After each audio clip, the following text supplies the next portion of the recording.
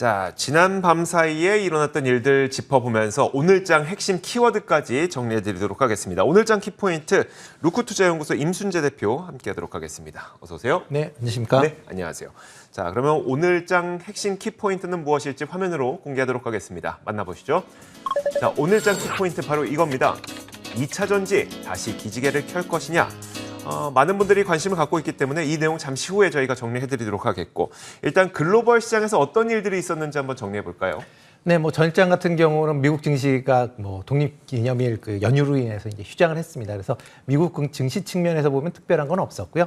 대신 이제 그러니까 유가 관련돼서 이제 좀 큰 이슈가 좀 있었습니다. 오펙 플러스 회의가 일단 지난 밤에 있을 예정이었는데 일단 회의가 지금 취소가 돼 있는 그런 상황입니다. 회의가 취소됐던 이유는 이제 아랍에미레이트 연합이 그 증산안에 그 합의를 못 하겠다. 자기네들은 추가적으로 더 증산을 하겠다라는 그런 식으로 이제 얘기가 나오면서 일단 합의 도출에 실패를 했습니다. 그래서 회의를 이제 못 했고요. 현재 회의가 언제 재개될지도 날짜도 딱히 정하지 않은 그런 상황이다라고 보시면 될 것 같습니다. 일단 지금 합의안이라고 일단 나와 있는 거는 8월부터 이제 매달 40만 배럴씩 이제 추가적으로 증산을 하게 매달 이제 늘리는 그런 내용입니다. 그래서 연말에는 지금보다 200만 배럴 정도 더 이제 생산량을 늘리는 그런 안이었는데요. 아랍에미레이트 측에서는 좀 더 빨리 이제 생산량을 늘리자라는 그런 요구를 하고 있는 그런 상황입니다. 이런 이제 합의 실패로 인해서 지금 유가가 급등을 했습니다. 브렌트 유 같은 경우는 77달러를 좀 넘어섰고요. 그래서 최근 3년 이래 가장 높은 그런 수준이고요. WTI도 8월 인도물 선물 같은 경우에 지금 1.5% 정도 상승을 했습니다. 그래서 76달러 33센트로 이제 맞춰졌기 때문에 아마 금일 같은 경우에 이제 유가 급등이 이제 단순하게 유가 급등으로뿐만 끝나는 게 아니라 원자재 가격의 전체적인 가격 상승을 이끌 수 있는 그런 이제 어떻게 보면 기폭제가 될 우려는 분명히 있습니다. 그렇기 때문에 그런 점도 좀 감안해 주시면 좋을 것 같고요. 국내 측면에서 보면 이제 정유 관련 업종이나 석유 판매 관련 업종들이 오늘 좀 세지 않을까라는 좀 예상을 해보고 있습니다. 알겠습니다. 자, 이렇게 글로벌 시장은 사실 미국 시장이 휴장이었기 때문에 아주 큰 뉴스들이 많지는 않았어요. 이런 가운데 유럽 시장과 그리고 오펙 플러스에서 어떤 일들이 있었는지 정리를 해주셨습니다. 자, 그렇다면 어제 국내에서는 어떤 일이 있었을까? 수급 특징주 한번 볼까요? 네, 어제 같은 경우 코스피나 코스닥 전부 다 큰 폭으로 이제 몰랐다라고 보시면 될 것 같고요. 코스피 측면에서 본다라고 하게 되면 개인이 순매도를 보였고 외국인 기관이 이제 순매수를 보였습니다. 외국인 15억 원 순매수였기 때문에 큰 금액은 아니었지만 3일 만에 이제 순매수로 전환했다라는 게 좀 특이한 모습이었고요. 그다음에 기관 같은 경우는 2,600억 넘게 순매수를 보였습니다.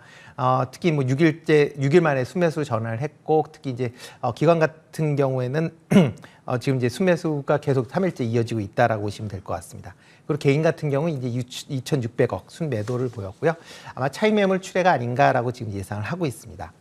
코스닥 같은 경우에는 이제 코스닥도 이제 개인이 순매도를 보였고요. 그다음에 이제 외국인 기관이 순매수하는 그런 모습을 좀 보였습니다. 외국인이 한 1,800억 정도의 순매수를 보였습니다. 하루 만에 순매도했다 하루 만에 순매수로 전환을 했고요. 기관이 1,200억 정도 이제 매수를 보였는데 연기 같은 경우에 이제 4일 연속 지금 순매수를 지금 보이고 있는 그런 모습입니다. 개인 같은 경우는 2,800억 정도 했는데 일단 차익 매물로 그렇게 출회된 걸로 이제 보여지고요. 업종별로 본다라고 하게 되면 이제 상승한 쪽은 이제 운수 장비나 의약품, 전기가스, 이제 전기 전자가 상승하는 그런 모습을 보였고요. 하락은 종이목재, 보험, 그다음에 섬유의복, 운수 장비가 하락하는 그런 모습들을 보였습니다.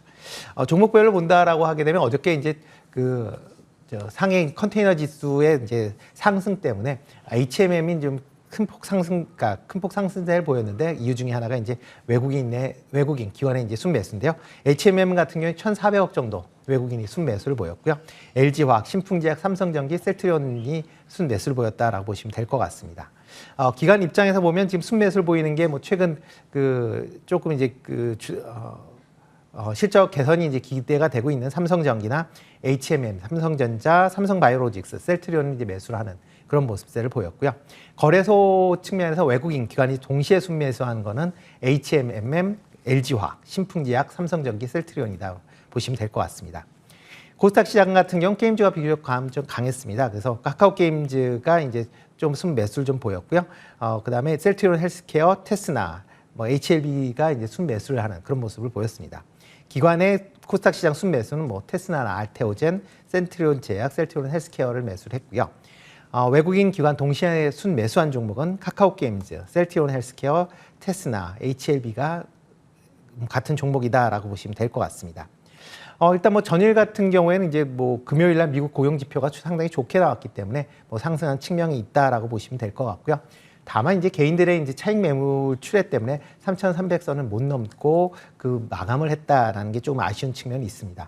대신 이제 코스닥 지수 같은 경우 상매일 연속 지금 연중 최고치를 지금 기록을 하고 있는 상황이고요.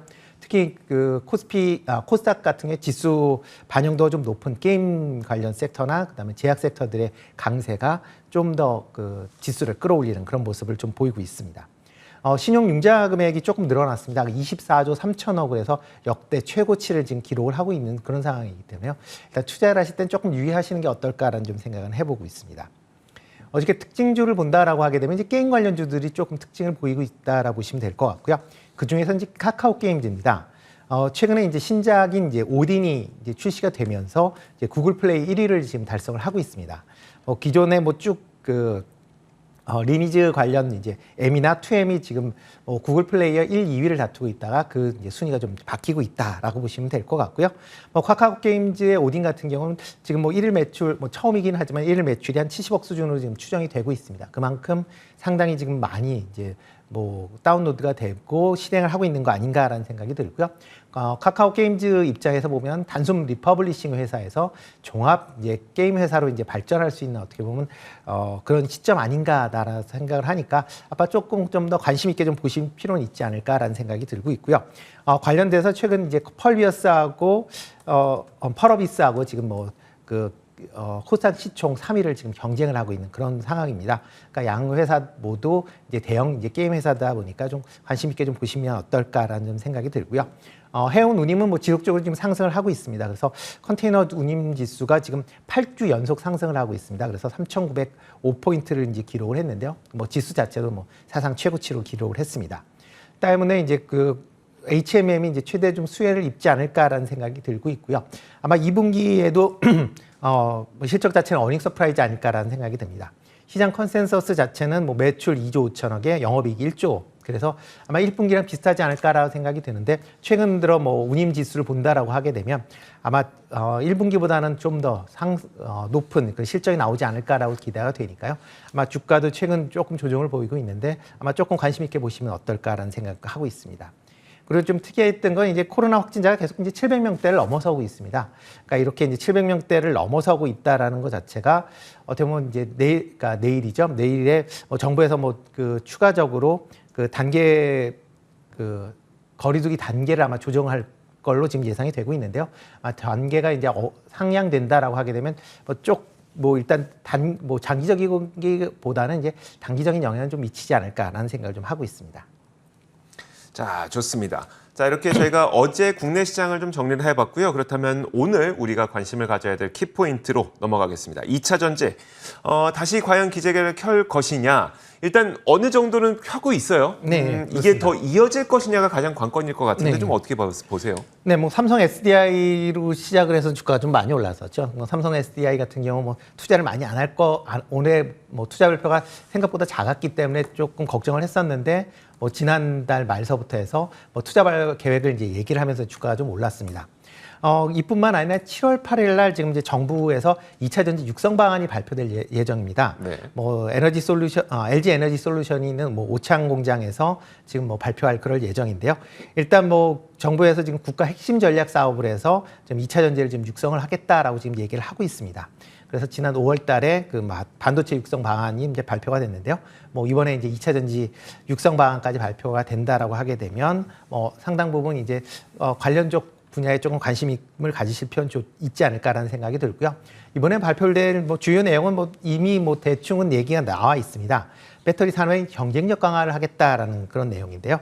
특히 이제 원재료 이제 소재에 대한 안정적인 이제 공급망을 구축을 하고 전문 인력을 양성을 하겠다라는 거 같고요.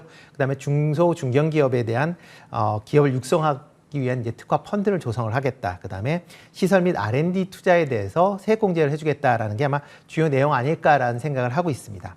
또 이와 같이 더불어 이제 그 2차 전지가 이제 많이 생산될수록 나중에 이제 폐해 전지 관련된 부분에 대한 이슈도 발생을 할 수가 있습니다. 그러니까 폐해 전지 관련된 그런 재활용 부분도 이제 상당 부분 좀 관심 있게 좀 보셔야 되지 않을까라는 생각이 들고 있고요.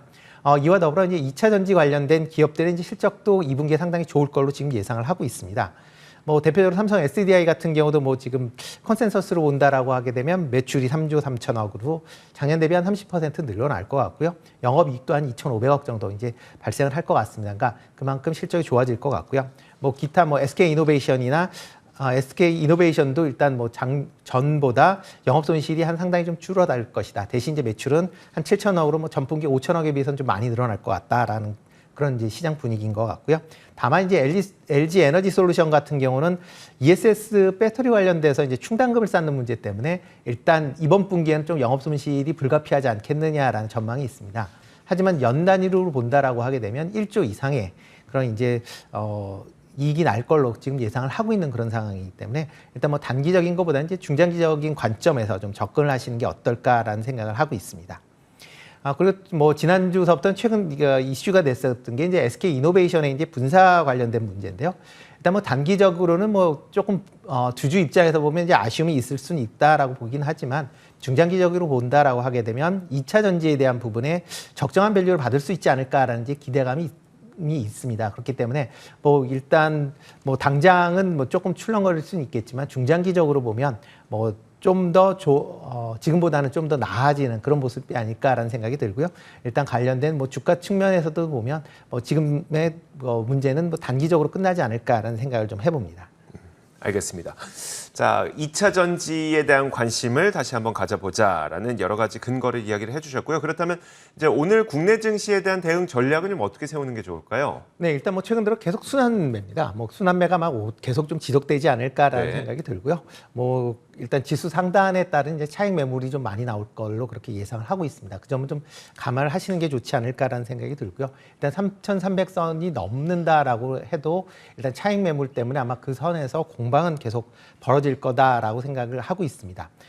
특히 뭐 금일 같은 경우는 뭐 유가 관련된 부분에 대한 관련주들이 조금 관심을 보일 것 같고요. 그다음에 또 특히 이제 내일 삼성전자에 대한 이제 실적 발표가 지금 예정이 되어 있습니다. 그러니까 그 관련주들이 쪽으로 해서 뭐 일단 소재 쪽으로 해서 조금 관심 있게 좀 보시면 어떨까라는 생각을 하고 있습니다. 알겠습니다.